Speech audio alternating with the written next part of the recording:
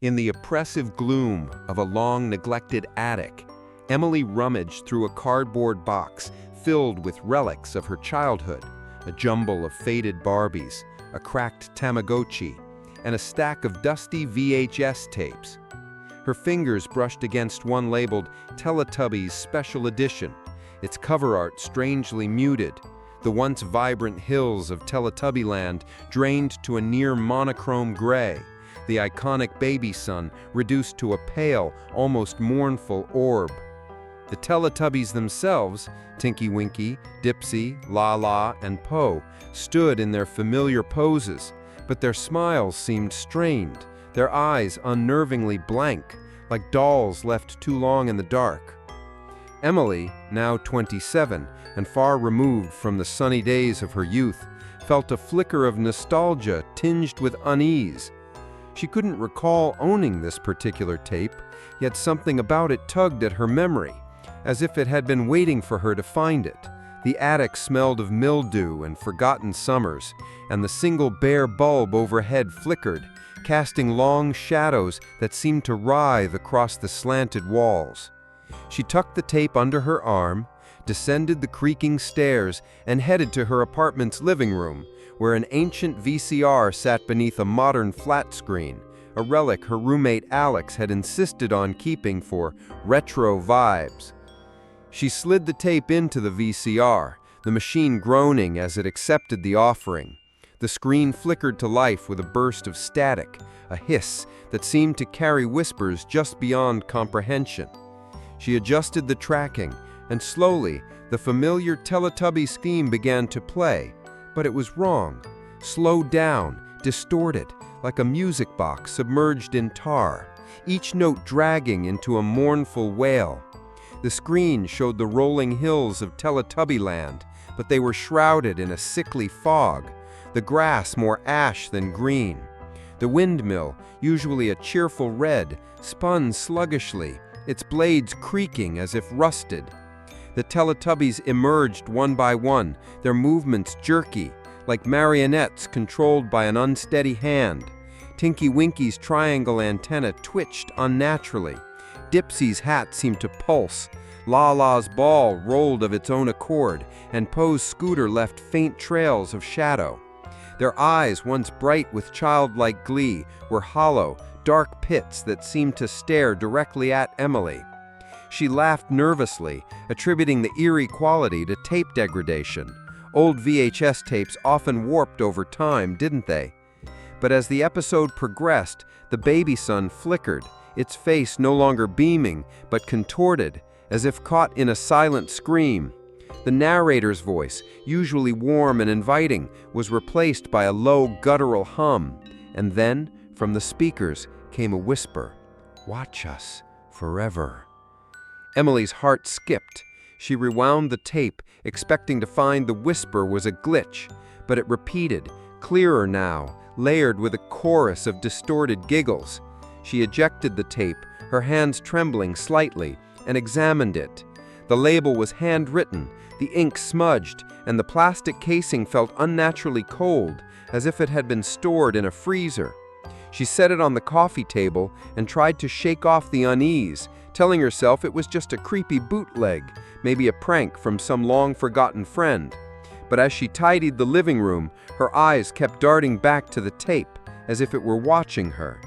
The apartment was quiet, save for the hum of the refrigerator and the distant drip of a faucet, but the silence felt heavy, oppressive, like the air before a storm. She considered tossing the tape in the trash, but something stopped her, a pull, almost magnetic, urging her to keep it close. That evening, Alex came home, dropping his keys on the counter with a clatter. "Find anything good up there?" he asked, nodding toward the attic. Emily hesitated, then showed him the tape. "Teletubbies, huh?" he said, smirking. "Didn't know you were such a fan." She forced a smile, but her mind was elsewhere, replaying the distorted melody, the hollow eyes. Alex suggested they watch it together, but she declined, claiming exhaustion. Alone in her room, she couldn't resist. She hooked up a portable CRT TV she'd found in the attic, its screen small and curved, perfect for the VHS.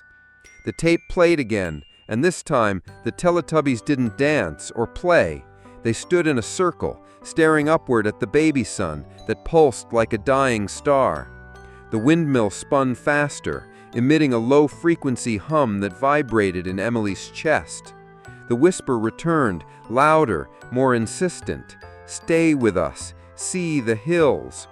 Her reflection in the CRT screen flickered, and for a moment she thought she saw her own face morph, her eyes growing wide and empty like Lala's. She yanked the tape out, her breath ragged.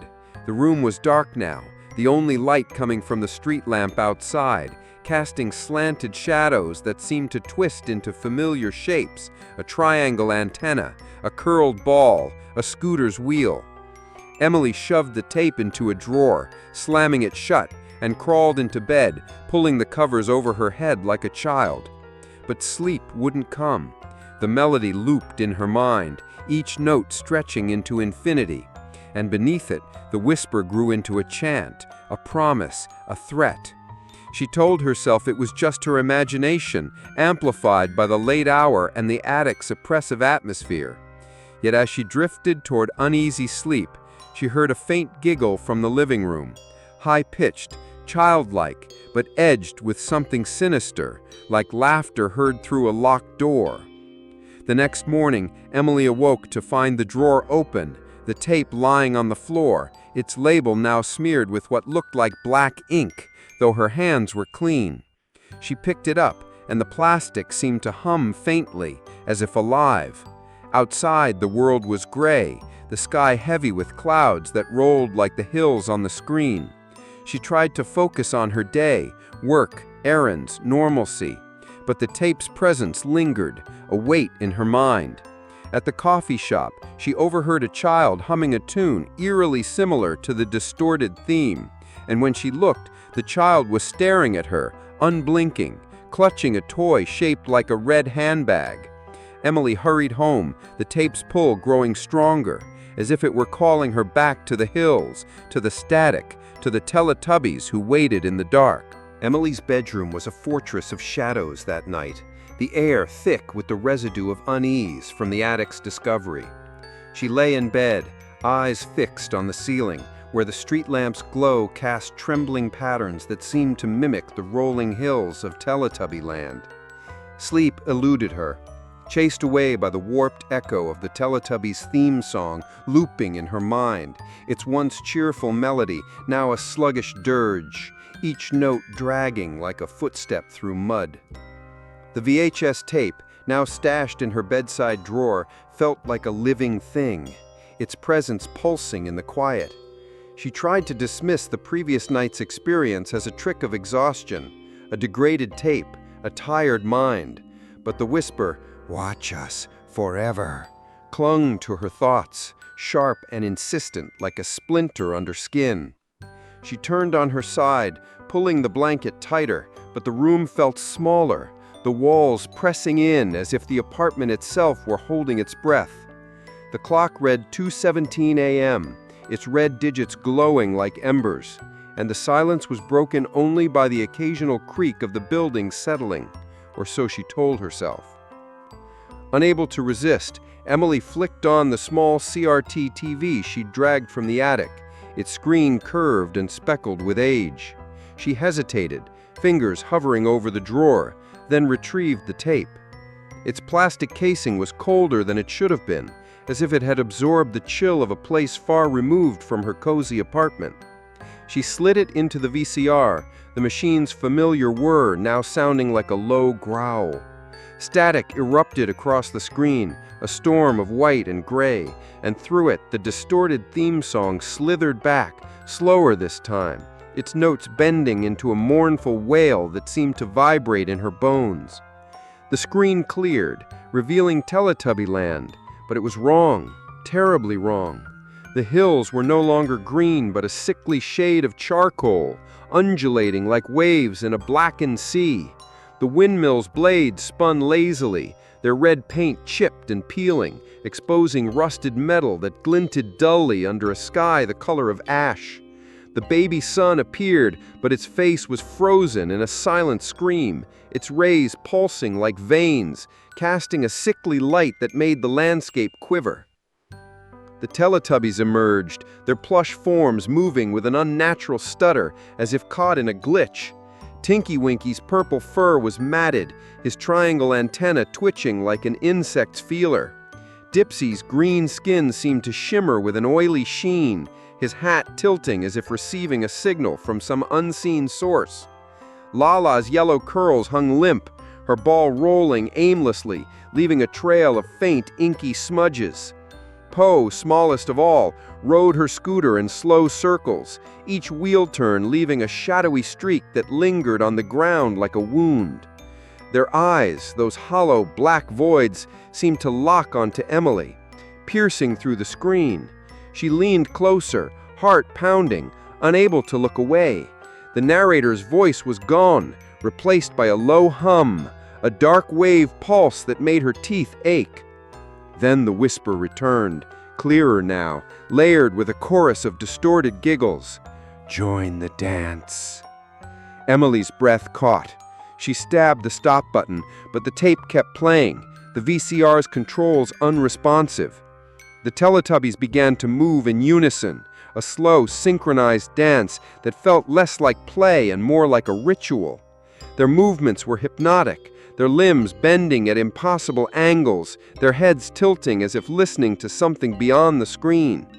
The baby sun's scream grew louder, though still silent, its rays pulsing faster, casting jagged shadows that seemed to reach through the screen. Emily's reflection in the CRT flickered, her face warping for a moment, her eyes widening to match Lala's empty gaze. She gasped, scrambling back, but the whisper grew louder, now a chant, "Dance with us forever." The room seemed to tilt, the walls curving inward like the hills on the screen, and the air grew thick, heavy with the scent of ozone and something sweeter, like rotting fruit. She yanked the power cord from the wall, plunging the room into darkness. The silence was deafening, broken only by her ragged breathing. She fumbled for her phone, its light a frail defense against the dark, and checked the time, 3:33 a.m. The apartment was still, but the stillness felt alive, watchful. She crept to the living room where the flat-screen TV sat dormant, its blank screen reflecting her pale face. She swore she saw a flicker of movement in the reflection, Tinky Winky's silhouette waving slowly from a shadowed hill. Blinking hard, she dismissed it as a trick of her tired eyes, but her pulse raced. She returned to her room and locked the door, and shoved the tape under a pile of clothes in her closet, as if hiding it could sever its hold. Morning came, gray and heavy, the sky outside mirroring the bleakness of the tape's world. Emily dragged herself to the kitchen, where Alex was brewing coffee, his usual cheer absent.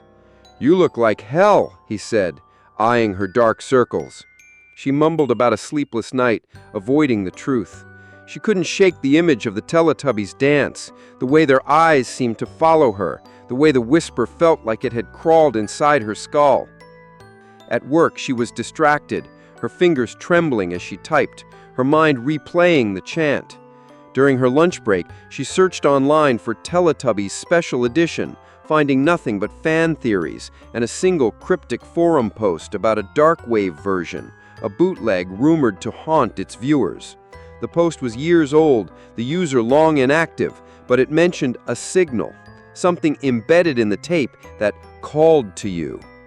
Emily closed the tab, her stomach churning. Back home, she avoided the TV, busying herself with chores, but the tape's presence lingered, a weight in the apartment's air. As dusk fell, she heard a faint giggle from the living room, high-pitched and childlike, but laced with a malice that made her skin crawl. She crept to the doorway, peering in. The flat screen was off, but the small CRT in her room flickered to life behind her, unplugged, yet glowing with static. She spun around, heart in her throat, and saw the Teletubbies on the screen, standing motionless, staring directly at her. The whisper came again, now a command, "Join the dance." She slammed the closet door shut, trapping the tape inside, but the giggles followed her, echoing from the walls, the ceiling, the shadows, as if Teletubbyland had begun to seep into her world. The weight of the previous night clung to Emily like damp cloth, her mind a tangle of distorted melodies and hollow-eyed stares that refused to fade with the morning light. She moved through her apartment mechanically, brewing coffee with shaking hands, the bitter scent doing little to ground her. The VHS tape, now hidden in the closet, seemed to hum with a presence that permeated the walls, as if its dark signal had seeped into the very air. Outside, the sky hung low, a gray expanse that mirrored the ashen hills of the warped Teletubbyland she couldn't unsee. Alex, her roommate, noticed her pallor as he grabbed his keys to head out for work. "You're sure you're okay?" he asked, his brow furrowed, but Emily brushed it off with a tight smile, muttering something about a bad night's sleep. The truth was too bizarre to voice. The tape wasn't just a relic of childhood nostalgia, it was something alive, something malevolent whispering to her in a language she didn't understand but felt in her bones. Alone now, she avoided the living room where the CRT TV sat, its blank screen a silent accusation. Instead, she busied herself with mundane tasks, washing dishes, folding laundry, hoping routine would anchor her to reality. But her eyes kept drifting to the closet door, as if the tape were calling her back, its whisper lingering like an itch she couldn't scratch. By noon, Emily's resolve crumbled. She retrieved the tape, its cold plastic sending a shiver up her arm, and slid it into the VCR. The familiar static erupted, a chaotic storm of white and gray, and the theme song slithered through the speakers, slower than before, each note stretched into a guttural moan that vibrated in her chest. The screen flickered to life, revealing Teletubbyland, but it was farther decayed, the hills now blackened mounds, pulsing like living flesh, their surfaces slick with an oily gushin that reflected no light. The windmill stood at the center, its blades grinding to a halt, then spinning backward with a screech that made Emily's teeth ache. The baby sun hung low, its face no longer screaming but weeping, tears of inky darkness dripping into the landscape below, pooling into voids that seemed to breathe. The Teletubbies appeared, their plush forms fraying at the seams, threads of purple, green, yellow, and red unraveling like wounds. Tinky Winky's antenna twitched erratically, as if tuning into a frequency beyond human perception. Dipsy's hat pulsed, its straight edge bending like a living thing. Lala's ball rolled in slow, deliberate arcs, leaving trails of shadow that writhed like tendrils. Poe's scooter moved in jerking spurts, its wheels grinding against the ground, carving deep grooves that bled black. Their eyes, those empty, cavernous voids, locked on to Emily, and she felt a pull, a physical tug, as if the screen were a vortex drawing her in. The narrator's voice was gone, replaced by a low-frequency hum, a darkwave pulse that seemed to resonate with her heartbeat. The Teletubbies began to move, not in their usual playful dance, but in a slow, synchronized ritual, their limbs bending at unnatural angles, their heads tilting as if listening to a command from the void. The whisper returned, now a chorus of voices, layered with static and malice. "Join the dance, become the hills." Emily's reflection in the CRT screen flickered, her face distorting, her features blending with Lala's, her eyes growing wide and hollow, her mouth curling into a lifeless smile. She gasped, her hand instinctively reaching for the screen, and for a moment she felt something cold and soft, like plush fabric, grasp her fingers. She yanked her hand back, her skin prickling with red marks, tiny antenna-shaped imprints that throbbed faintly. Panic surged, and Emily hit the eject button, but the tape refused to budge, the VCR whirring defiantly. She unplugged the machine, the screen going dark, but the hum persisted, echoing in her ears even in the silence. The room felt wrong, the walls curving subtly as if reshaping into the contours of Teletubbyland. She stumbled to the kitchen, splashing cold water on her face, but the marks on her hand remained, faintly glowing under the fluorescent light. Desperate for answers, she grabbed her laptop and searched for Darkwave Teletubbies, diving into obscure forums where anonymous users whispered of a cursed bootleg, a series crafted by a disgraced animator who wove subliminal horrors into the frames. One post, buried in a thread from years ago, claimed the tape was a conduit, a signal that rewrote reality for those who watched too long. The user warned, "Don't look into their eyes." Emily slammed the laptop shut, her heart racing, but the warning came too late.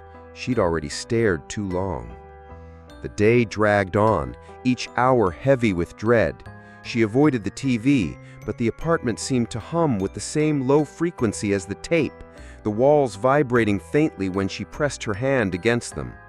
By evening, Alex returned, his usual banter replaced by concern. "You're freaking me out, Em," he said, noticing her trembling hands. She wanted to tell him, to show him the tape, but fear stopped her. What if it pulled him in too? Instead, she lied, claiming stress from work, and retreated to her room. As night fell, the giggles returned, faint at first, seeping from the walls, the floor, the air itself. Childlike, but wrong, laced with a cruel edge that made her skin crawl. She checked the closet.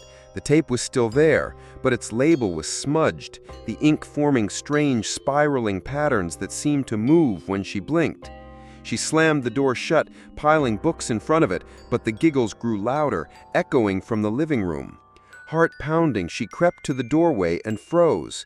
The flat-screen TV was on, unplugged, displaying a single image. The Teletubbies standing in a circle, staring directly at her, their mouths moving in unison to form the words, "Join us." The screen flickered, and for a moment she saw her own face among them, her eyes hollow, her body swaying in their darkwave dance. The shadows of doubt had lengthened in Emily's life, stretching across her days like the inky trails left by Poe's scooter in the warped visions of Teletubbyland, a place that now haunted her every waking moment. Her reflection in the mirror that morning showed a woman unraveling, dark circles etched beneath her eyes like bruises from unseen blows, her skin pale and drawn, her lips moving in faint mumbles about the tubbies, as if the words were leaking from her subconscious. Alex, ever the pragmatic roommate, had noticed the change immediately upon returning from his evening out, his concern sharpening into alarm as he watched her pace the living room, her gaze darting to the closet where the VHS tape lay hidden. "Em, you're scaring me," he said, his voice steady but edged with worry, as he reached for her arm. She flinched at his touch, her mind flashing back to the cold grasp from the screen the night before, the antenna-shaped marks on her hand now faded, but still tingling like phantom burns. She tried to play it off, laughing weakly about work stress and insomnia, but Alex wasn't buying it. He pressed her, his eyes searching hers, and finally, in a moment of vulnerability, she confessed fragments of the truth. The tape, the whispers, the way the Teletubbies seemed to watch her. Skeptical at first, he demanded to see it, but Emily hesitated, a protective instinct kicking in, as if sharing it would spread the infection. Yet when he insisted, she relented, retrieving the tape from its hiding spot, its plastic casing now slick with an inexplicable moisture that made her fingers slip.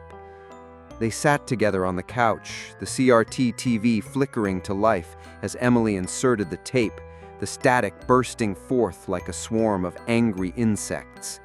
The theme song crawled out, distorted and deep, a darkwave symphony that made the air in the room feel heavier, pressing down on their shoulders. Alex leaned forward, arms crossed, ready to debunk whatever nonsense had gripped her. But as Teletubbyland materialized on the screen, even he shifted uncomfortably. The hills were no longer mere mounds, but writhing entities, black and veined, pulsing in rhythm with the low hum emanating from the speakers. The windmill, that once benign structure, spun counterclockwise now, its blade slicing the air with a metallic whine, not summoning gentle breezes, but a cascade of whispers that slithered into the room, indistinct at first, then forming words like shadows, nursery, join. Dipsy's hat, straight and proud in the original show, twitched like an antenna attuned to cosmic horrors, its tip bending and quivering as if receiving signals from a void beyond the stars. The Teletubbies moved in eerie unison, their plush bodies decaying further, fur peeling in strips to reveal something mechanical, something wrong beneath. Lala's ball bounced with a hollow thud, each impact echoing like a heartbeat in distress, while Poe's scooter carved deeper scars into the ground, scars that bled shadows, pooling into shapes that resembled clibs, nurseries twisted into nightmares.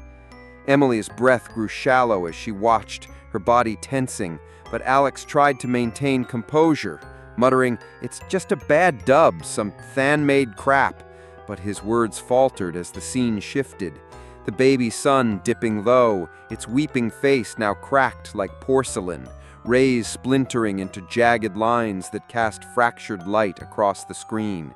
The Teletubbies gathered around a central point, a dark nursery of sorts, where cribs made of twisted vines cradled not babies, but voids sucking in the light. Emily's reflection in the CRT screen began to warp again, her features melting into Lala's, her hair curling into limp yellow strands, her eyes hollowing out, her smile stretching unnaturally. Transfixed, she reached out, her fingers brushing the glass, and this time the contact was undeniable. A cold, soft hand, plush yet firm, grasped back from the other side, pulling with surprising strength. She screamed, a raw sound that tore through the apartment, yanking her arm away with such force that she tumbled backward onto the floor. Alex jumped up, fumbling for the power cord, unplugging the TV in a panic, the screen going black mid-whisper. "What the hell was that?" he gasped, helping her up, but Emily could only stare at her hand, where fresh red marks bloomed like tiny antennas, throbbing with a rhythm that matched the windmill's spin.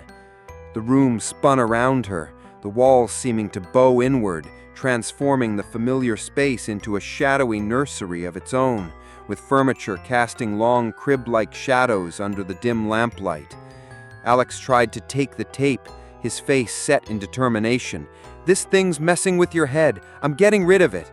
But Emily snatched it back, clutching it to her chest like a precious secret, her eyes wild. "You don't understand! They need me!" she whispered, the words slipping out unbidden, as if spoken by another voice. He backed off, hands raised, but the concern in his eyes deepened into fear.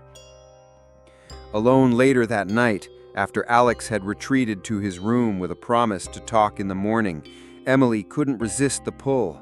She played the tape again, on loop this time, the VCR whirring endlessly as the scenes repeated, each cycle delving deeper into madness.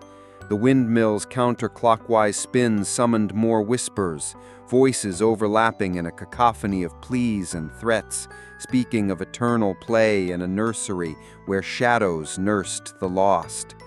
Dipsy's hat received signals that manifested as flickering images on the screen, glimpses of other viewers, faces twisted in horror, trapped in the hills. Emily's reflection blended fully now, her body swaying in sync with Lala's dance, the cold grasp returning each time she touched the screen, leaving more marks that spread up her arm like vines. Hours blurred into a haze, the apartment filling with the scent of ozone and decay, as if Teletubby land were bleeding through. By dawn, Emily slumped against the couch, exhausted but enthralled, the tape still playing, the Teletubby's eyes following her even in the gray light filtering through the curtains. Alex found her there, the TV humming softly, and tried once more to intervene, but she hid the tape in a frenzy, stuffing it into a drawer beneath clothes, slamming it shut with a finality that echoed like a crib's latch. He left for work uneasy, promising to help her later, but Emily knew it was too late. The shadows in the nursery had claimed her, the antenna marks pulsing like beacons, calling her deeper into the Darkwave embrace. Insomnia had become Emily's constant companion, a relentless shadow that wrapped around her like the fraying fur of the Teletubbies in her nightmares, refusing to let go even as the clock ticked past midnight into the witching hours. Her bed, once a sanctuary, now felt like a trap, the sheets tangled around her legs as she tossed and turned, the distorted theme song echoing in her skull like a broken record player stuck in a loop of despair. The apartment was silent, except for the distant hum of the city outside, but that silence was deceptive, laced with an undercurrent of anticipation, as if the walls themselves were waiting for something to break through. Emily stared at the ceiling, where faint cracks seemed to form patterns resembling the windmill's blades, spinning slowly in her mind's eye. She had hidden the VHS tape deep in a drawer, buried under layers of forgotten clothes, but its influence lingered, a psychic residue that made her skin crawl with invisible ants. The antenna marks on her arm had faded to faint red lines, but they itched persistently, a reminder of the cold grasp from the screen that had felt all too real. Alex had gone to bed hours ago, his door closed firmly, leaving her alone with her obsessions, and she wondered if he too was lying awake, haunted by the glimpses he'd seen. At exactly 3 a.m., as the digital clock on her nightstand flipped its numbers with a soft click, a low buzz filled the room, emanating from the living room where the flat-screen TV sat dormant, or so she thought.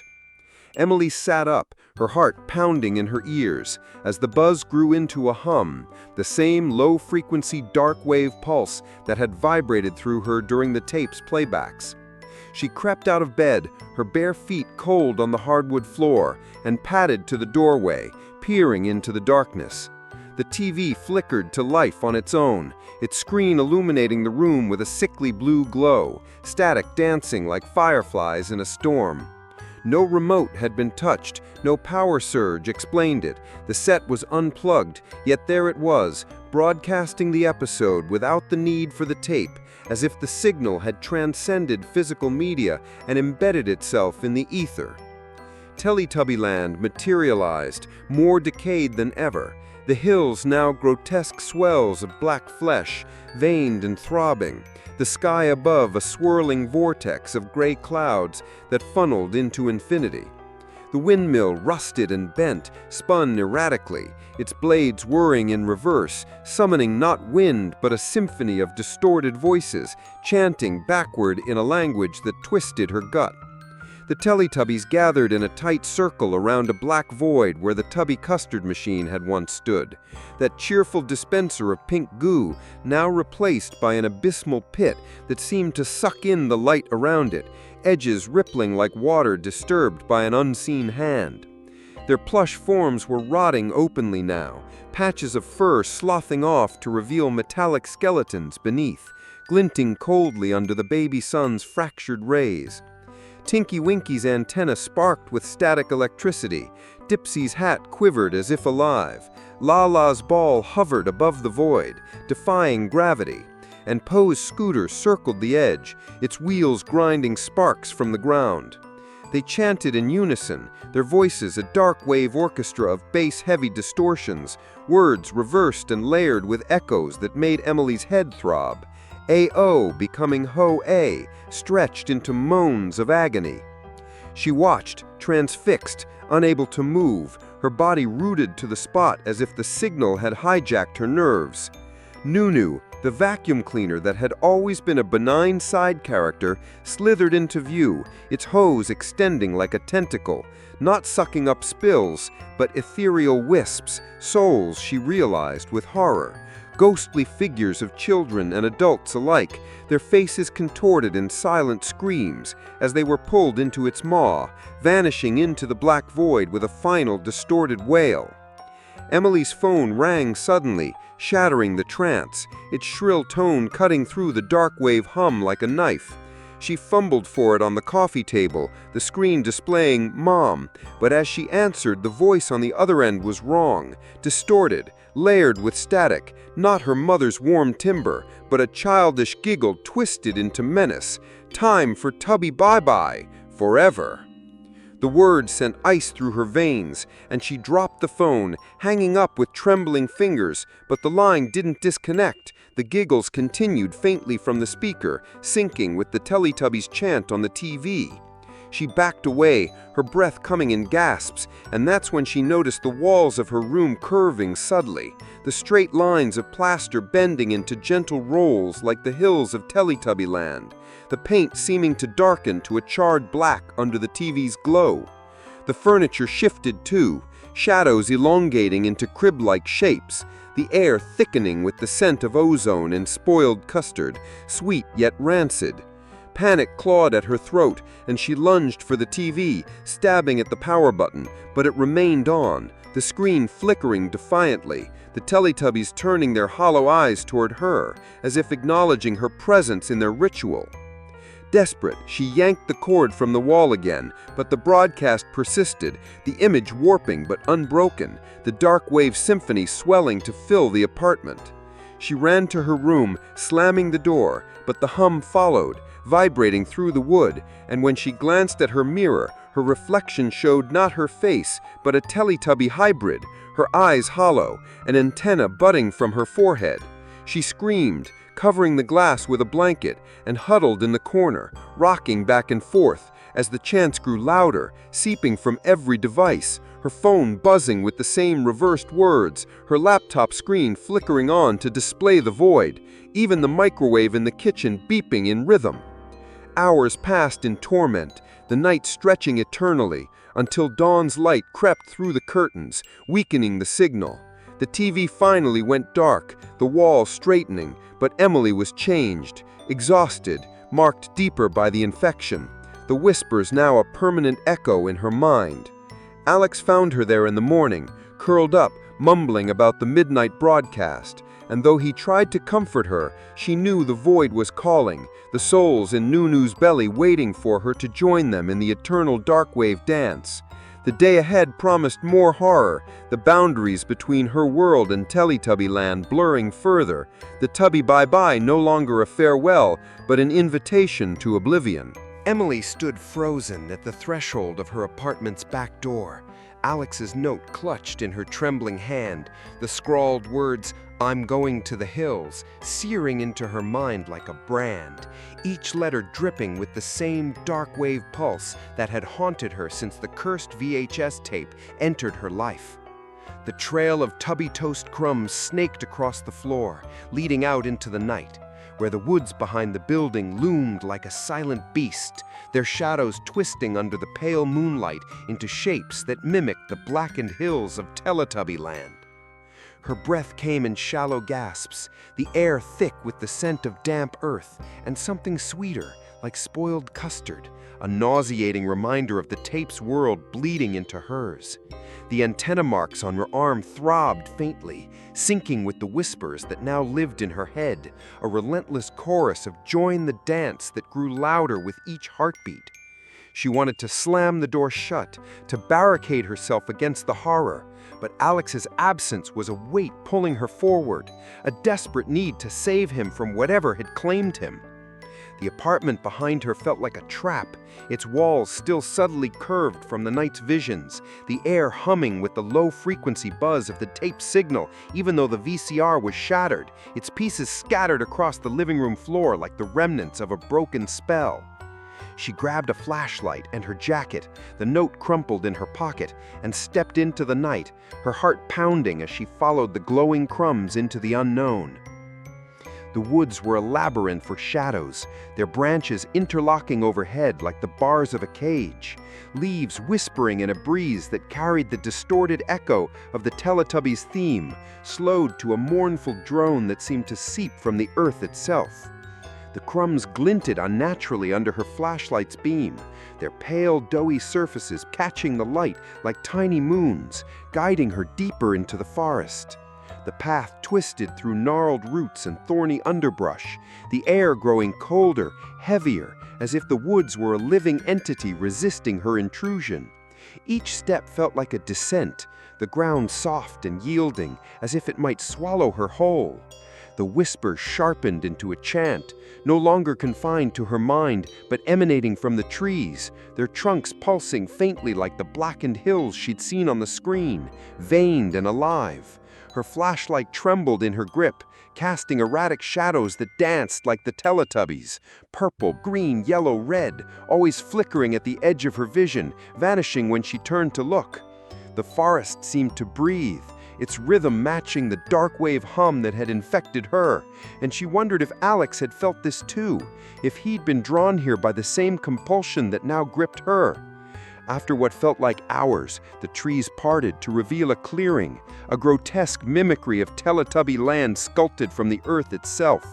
Mounds of dirt rose like the hills, their surfaces slick with dew that reflected the moonlight in oily sheens. At the center stood a makeshift windmill, cobbled together from twisted branches and vines, its blades creaking as they spun slowly, counterclockwise, just like in the tape. The baby sun was absent, but the sky above churned with clouds that seemed to spiral into a void, mirroring the abyssal pit she'd seen on the screen. And there, in the clearing's heart, stood Alex, his silhouette unmistakable yet wrong, draped in a makeshift Tinky-Winky costume, purple fabric torn and stitched haphazardly, his face hidden beneath a hood shaped like a triangle antenna.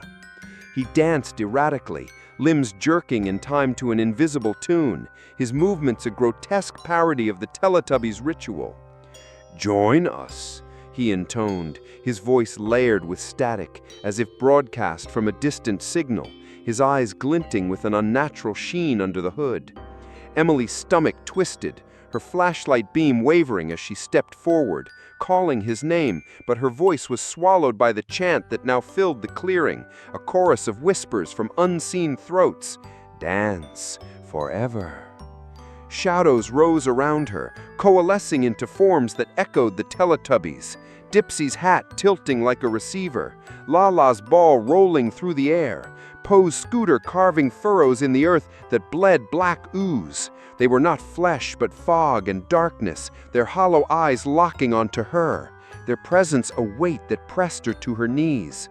The ground pulsed like a heartbeat, each throb syncing with the antenna marks on her arm, now burning as if activated. Alex turned, his face partially visible, his features warped, half his own, half Tinky-Winky's, his smile too wide, too empty. "Join the dance," he repeated, his voice a layered hum, and the shadows closed in, their plush forms fraying into tendrils of mist that wrapped around her ankles. She stumbled, vines snaking from the earth to trip her, their surfaces rough and cold, whispering the theme song in reverse, a lullaby turned requiem. Emily screamed, scrambling to her feet, and ran, her flashlight beam slicing through the fog, but the clearing seemed to stretch, the hills shifting to block her path, the windmills creak a mocking laughter. She broke free, branches tearing at her clothes, her skin, as she fled back through the woods, Alex's screams echoing behind her. "Eh-oh, forever." The crumbs glowed brighter, guiding her back to the apartment, but the forest chant followed, seeping into her bones. She burst through the back door, collapsing on the floor, her breath ragged, the note still crumpled in her hand. The apartment was silent, but the walls hummed faintly, the darkwave signal lingering in the air. She checked her arm. The antenna marks had spread, tiny red spirals curling up her wrist, pulsing with the clearing's rhythm.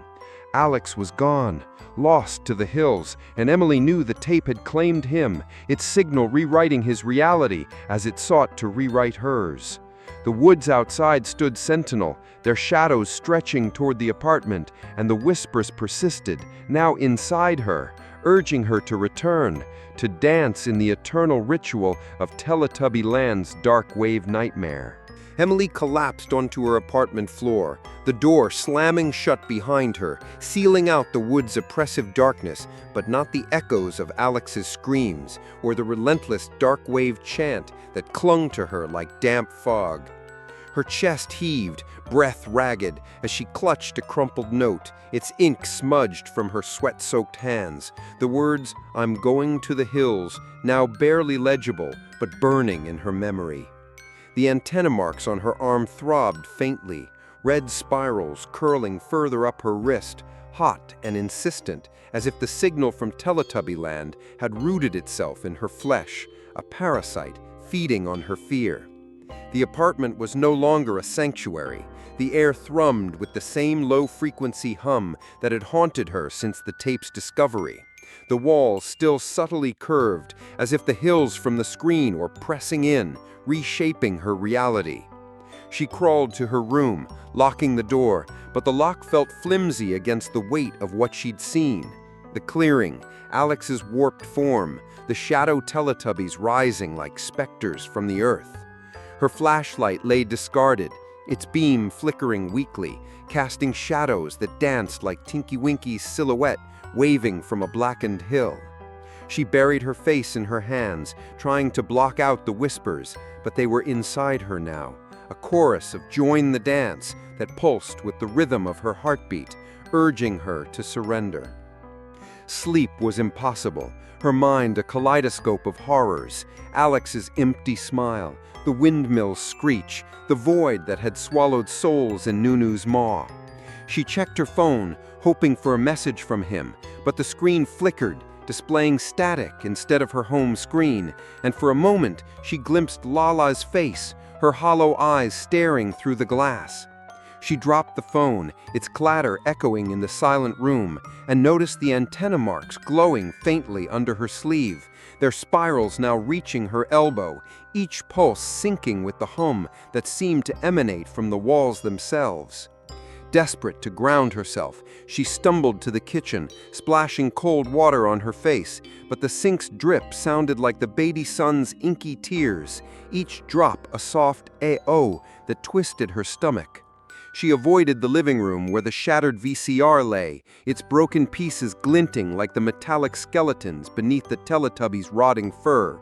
But the flat-screen TV flickered on as she passed, unplugged yet alive, showing a single frame, the hills pulsing, with Poe's scooter circling endlessly, leaving trails of black ooze.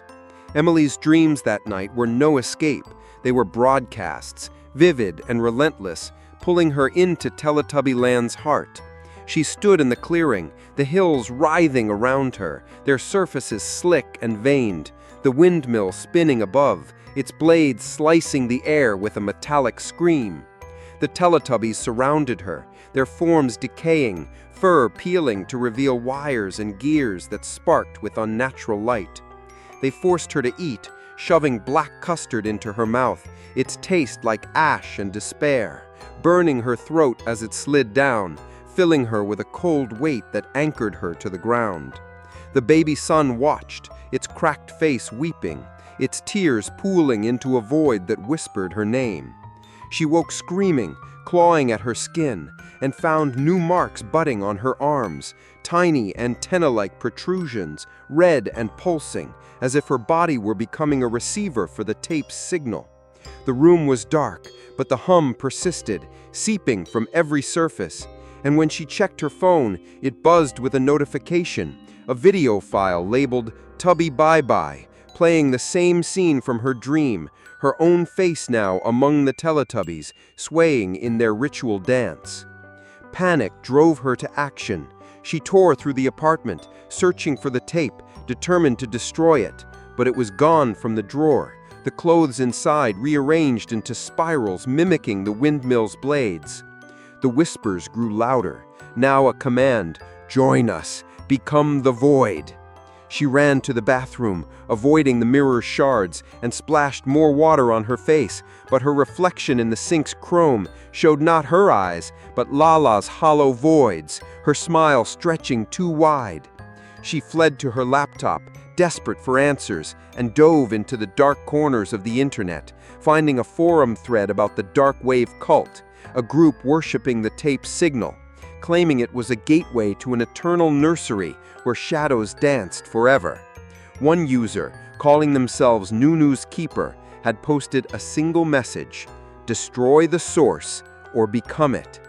The words chilled her melted chocolate, but the source, the tape, was missing, yet its influence was everywhere, in her devices, her dreams, her skin. By morning, Emily was a wreck, her body trembling, her mind fractured by visions of the clearing and the taste of black custard lingering on her tongue. She checked the apartment, finding more crumbs scattered across the floor, leading nowhere, as if mocking her. The walls pulsed faintly, the hum now a constant presence, and when she touched them, they felt soft, like the hills in her dreams. She tried calling Alex, but the line crackled with static, and a voice, not his, giggled, "Dance with us!"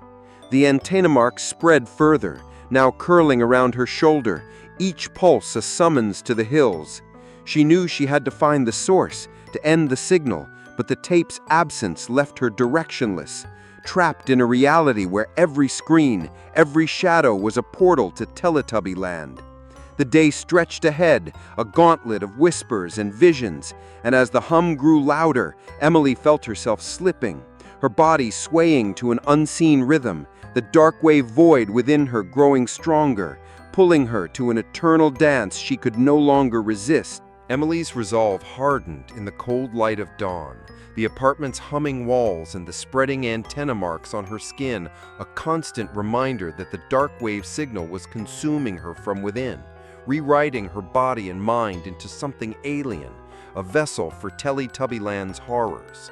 The tape was gone, vanished like Alex into the void, but the forum clues she'd uncovered in her frantic online searches pointed to a single desperate path: the abandoned studio where the original Teletubbies series had been filmed, a derelict building on the outskirts of town, rumored to hold the origins of the Darkwave edition. The Nunu's Keeper post had mentioned it obliquely, warning of reels hidden in the control room, endless loops that could either destroy the source or trap the seeker forever. Emily grabbed her keys, her jacket stained from the wood's thorns, and drove through the gray morning, the sky heavy with clouds that swirled like the vortex above the hills in her dreams. Her hands gripped the wheel, the antenna protrusions budding on her arms itching fiercely, pulsing with each mile, as if guiding her toward the studio like a beacon. The whispers in her head grew louder, a layered chant of eternal play, join us. But she pushed them down, focusing on the road, the radio crackling with static that sounded suspiciously like giggles. The studio loomed at the end of a cracked asphalt drive, a hulking structure of weathered brick and boarded windows that stared out like vacant eyes, their glass shattered in places, revealing glimpses of darkness within. Vines crept up the walls like the twisted roots from the clearing, and the air carried a musty scent of decay, mixed with ozone, the same electric tang that had filled her apartment during the broadcasts. Emily parked, her heart thundering, and approached the rusted chain-link fence, finding a gap torn by previous trespassers, perhaps other victims of the tape, drawn here by the same compulsion. She squeezed through, her jacket snagging on the wire, and made her way to a side door, its lock long broken, swinging open with a creak that echoed like the windmill's blades. Inside, the building was a tomb of forgotten childhood magic, corridors lined with peeling posters of smiling Teletubbies, their colors faded to grayscale, their eyes seeming to follow her as she passed. Dust motes danced in the faint light filtering through cracks, and the floorboards groaned under her steps, each one a whisper, "Watch us, forever."